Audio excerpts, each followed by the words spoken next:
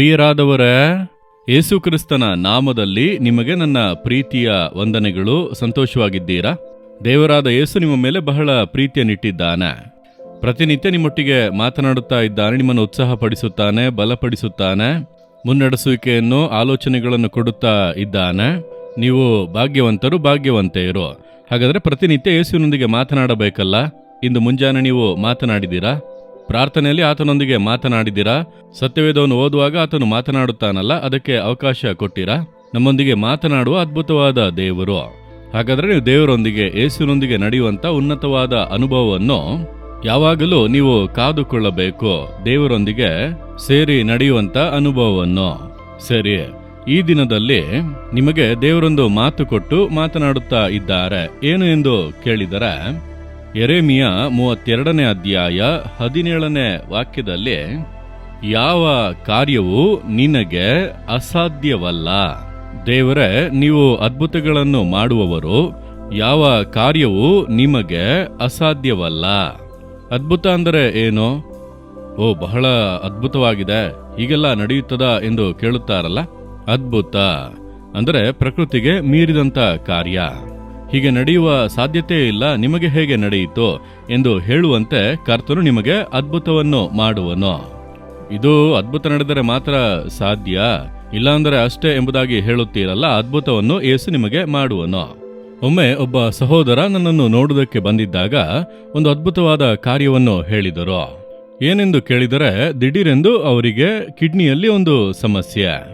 Kidney ಸಮಸ್ಯೆ ಬಂದದರ ನಿಮಿತ್ತ doctor ಬಳಿ ಹೋಗಿ ಪರೀಕ್ಷೆ ಮಾಡಿಸಿದಾಗ ಸ್ಕ್ಯಾನ್ ಮಾಡಬೇಕು ಎಂದು ಹೇಳಿದರು. ಸ್ಕ್ಯಾನ್ ಮಾಡಿಸಿ ನೋಡುವಾಗ ಅದರಲ್ಲಿ ಒಂದು ವಿಶೇಷ ಏನೆಂದರೆ, ಅವರಿಗೆ ಒಂದು ಕಿಡ್ನಿ ಮಾತ್ರ ಇದೆ. ಎಲ್ಲರಿಗೂ 2 ಕಿಡ್ನಿ ಇರ್ತದೆ, ಇವರಿಗೆ 1 ಕಿಡ್ನಿ ಮಾತ್ರ ಇದೆ.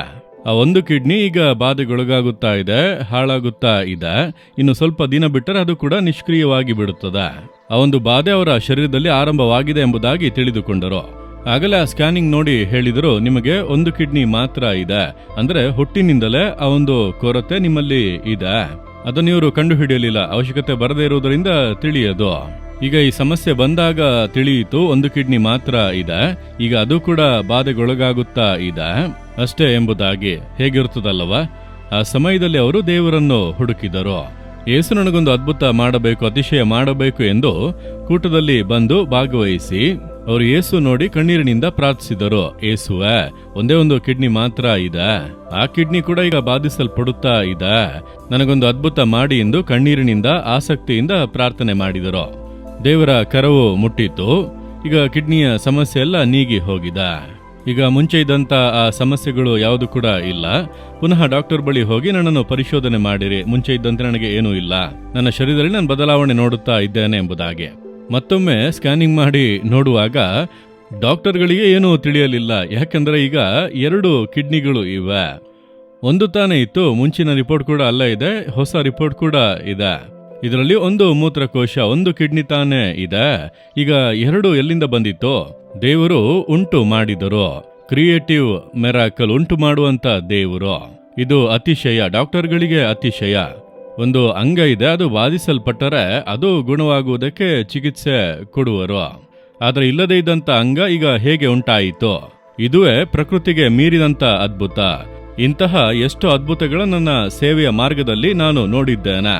ಯೇಸುವಿನಿಂದ ಅದ್ಭುತ ಮಾಡಲು ಸಾಧ್ಯ. ಇಂದು ನಿಮ್ಮ ಜೀವಿತದಲ್ಲಿ ವ್ಯಾಧಿ, ಬಾಧೆ, ಮರಣ ಭಯ ಬಂದಿರಬಹುದು. ಯೇಸು ಅತಿಶಯಗಳನ್ನು ಮಾಡುವನು. ಅವಶ್ಯಕತೆಗಳು ಭಯಪಡಿಸುತ್ತಾ ಇದೆಯಾ?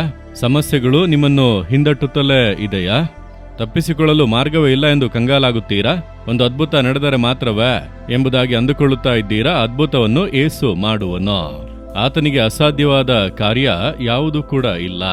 ನೀವು ನಂಬಿಕೆಯಿಂದ ಹೇಳಿರಿ, ದೇವರೇ, ಯಾವ ಕಾರ್ಯವೂ ನಿಮಗೆ ಅಸಾಧ್ಯವಲ್ಲ, ನನಗೊಂದು ಅದ್ಭುತವನ್ನು ಮಾಡಿರಿ.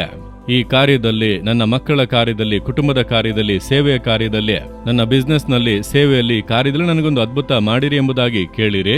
ಒಂದು ಅದ್ಭುತ ನಡೆಯುತ್ತದೆ. ಮಕ್ಕಳೇ ಆಗುವುದಿಲ್ಲ ಎಂದು ಹೇಳಿಬಿಟ್ಟರ ದೇವರು ಒಂದು ಮಗುವನ್ನು ಕೊಡುವರು. ನಿಮ್ಮ ಗರ್ಭಕೋಶವನ್ನೇ ತೆಗೆಯಬೇಕೆಂದು ಹೇಳಿಬಿಟ್ಟರ ಅದರಲ್ಲಿ ಒಂದು ಮಗುವನ್ನು ಕೊಡಲು ದೇವರಿಗೆ ಸಾಧ್ಯ. ಈ ರೋಗಕ್ಕೆ ಔಷಧಿಯೇ ಇಲ್ಲ, ಸಾಯುವವರೆಗೂ ಮಾತ್ರ ತಿನ್ನಿರಿ ಎಂಬುದಾಗಿ ಹೇಳುತ್ತಾ ಇದ್ದಾರಾ? ಅದರಲ್ಲಿ ಒಂದು ಅದ್ಭುತ ನಡೆಯುತ್ತದೆ. ಈ ಸಮಸ್ಯೆ ತೀರುವುದಕ್ಕೆ ಮಾರ್ಗವೇ ಇಲ್ಲ, ಬಹಳ ಸೀರಿಯಸ್ ಆಗಿದೆ ಎಂದು ಹೇಳುತ್ತಾರಾ? ಅದು ಮುಗಿಯುತ್ತದೆ. ಅದುವೇ ಅದ್ಭುತ.